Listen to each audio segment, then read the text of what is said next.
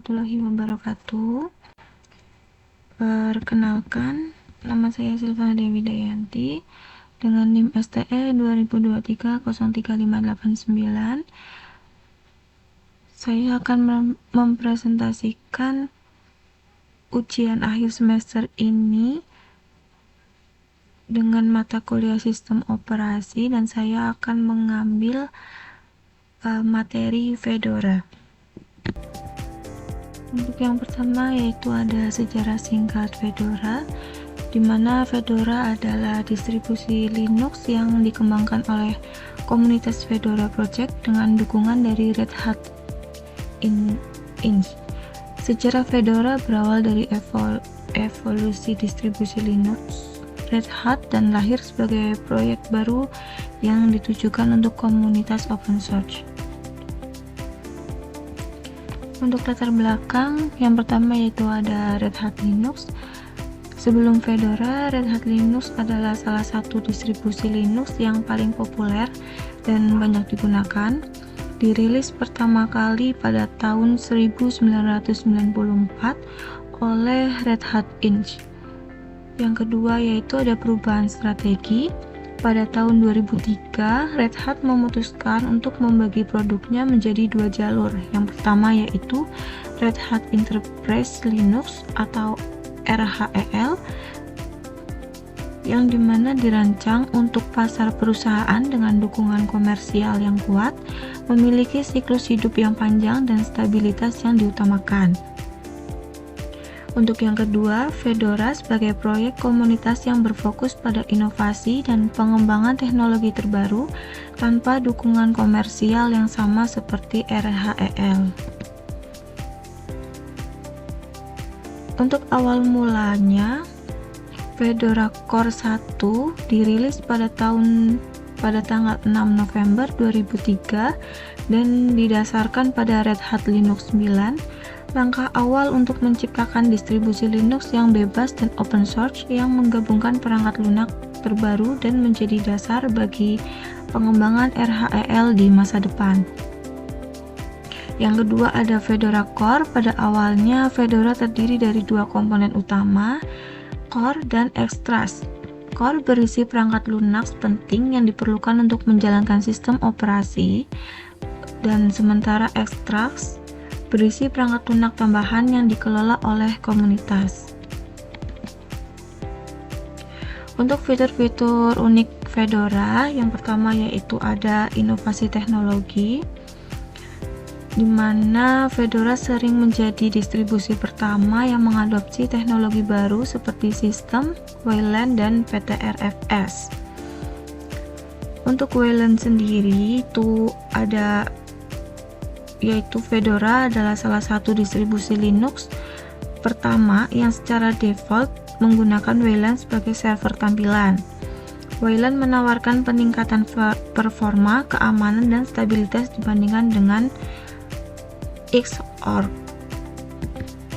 Untuk yang kedua yaitu ada PTRFS, yang merupakan salah satu distribusi Linux pertama secara default menggunakan sistem file PTRFS.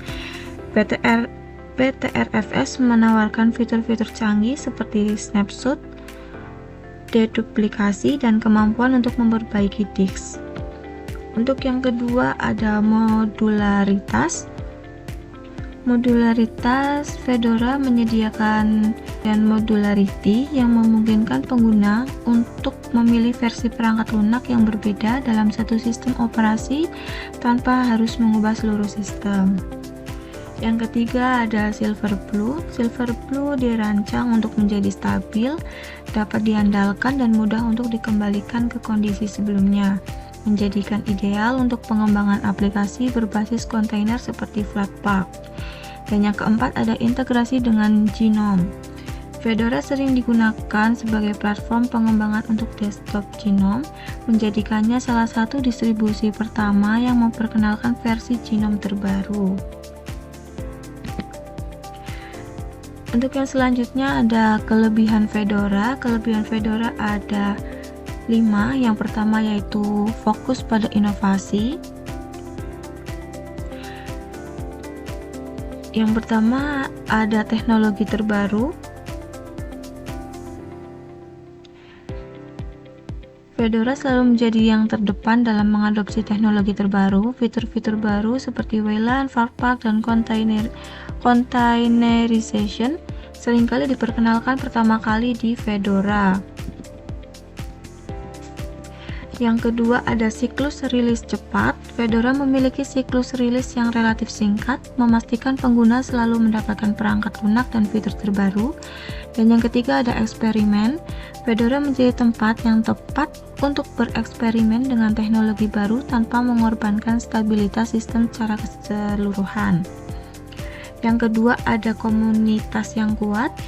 Yang pertama, dukungan aktif. Fedora memiliki komunitas pengguna yang sangat aktif dan beragam. Komunitas ini memberikan dukungan yang kuat melalui forum, saluran obrolan, dan dokumentasi. Yang kedua, ada kontribusi terbaru. Siapapun dapat berkontribusi dalam pengembangan Fedora, baik itu dalam bentuk pelaporan bug, pembuatan paket, atau pengembangan perangkat lunak. Dan yang ketiga ada kolaborasi. Komunitas Fedora mendorong kolaborasi dan berbagi pengetahuan antar pengguna. Yang ketiga ada stabilitas dan kualitas. Pengujian ekstensif sebelum dirilis. Setiap versi Fedora menjalani pengujian yang ekstensif untuk memastikan stabilitas dan kualitas. Yang kedua ada keamanan. Fedora memiliki fokus yang kuat pada keamanan. Sistem ini dilengkapi dengan fitur-fitur keamanan yang canggih seperti Linux untuk melindungi sistem dari ancaman. Dan yang ketiga ada performa yang baik. Dikenal memiliki perform yang baik dan responsif bahkan pada perangkat keras yang lebih tua. Yang keempat ada fleksibilitas dan kustomisasi.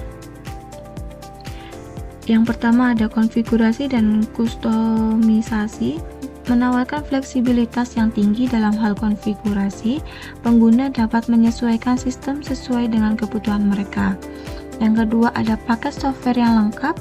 Fedora dilengkapi dengan repositori yang kaya dengan berbagai macam perangkat lunak, baik yang bersifat open source maupun proprietary. Yang ketiga ada desktop environment yang beragam. Pengguna dapat memilih dari berbagai macam desktop environment seperti GNOME, KDE, XFCE, dan lainnya. Yang kelima ada beban dan open source. Yang pertama ada kode sumber terbuka. Seluruh kode sumber Fedora tersedia secara bebas untuk dipelajari, dimodifikasi, dan didistribusikan. Yang kedua ada kebebasan. Pengguna memiliki kebebasan penuh untuk menggunakan, mengubah, dan mendistribusikan Fedora. Selanjutnya ada kekurangan Fedora. Yang pertama, kurva pembelajaran yang cukup curam. Konfigurasi manual Fedora memberikan fleksibilitas tinggi dalam konfigurasi. Ini juga berarti pengguna perlu melakukan konfigurasi manual yang lebih banyak dibandingkan dengan distribusi Linux yang lebih user-friendly. Yang kedua ada perintah baris. Pemahaman tentang perintah baris sangat diperlukan untuk memaksimalkan penggunaan Fedora. Yang kedua ada siklus rilis yang cepat. Ketidakstabilan sementara. Meskipun siklus rilis yang cepat memungkinkan pengguna untuk mendapatkan fitur terbaru, namun terkadang bisa menyebabkan ketidakstabilan pada beberapa perangkat lunak atau konfigurasi. Yang kedua ada kebutuhan pembaruan yang sering. Pengguna harus sering melakukan pembaruan sistem untuk mendapatkan fitur terbaru yang bisa memakan waktu dan sumber daya. Yang ketiga ada keterbatasan dukungan perangkat keras. Driver yang belum lengkap. Terkadang Fedora mungkin belum memiliki driver yang lengkap untuk beberapa perangkat keras yang lebih tua atau kurang umum. Yang kedua ada konfigurasi tambahan. Pengguna mungkin perlu melakukan konfigurasi tambahan untuk membuat perangkat keras tertentu berfungsi dengan baik. Yang keempat, tidak sesuai untuk semua pengguna. Fokus pada pengembang Fedora lebih ditujukan untuk pengguna yang menyukai sistem operasi yang fleksibel dan dapat dikonfigurasi, seperti pengembang dan pengguna berpengalaman. Yang kedua yaitu kurang cocok untuk pemula. Bagi pengguna pemula yang mencari sistem operasi yang mudah digunakan, Fedora mungkin terasa terlalu rumit. Yang kelima ada perubahan yang cepat.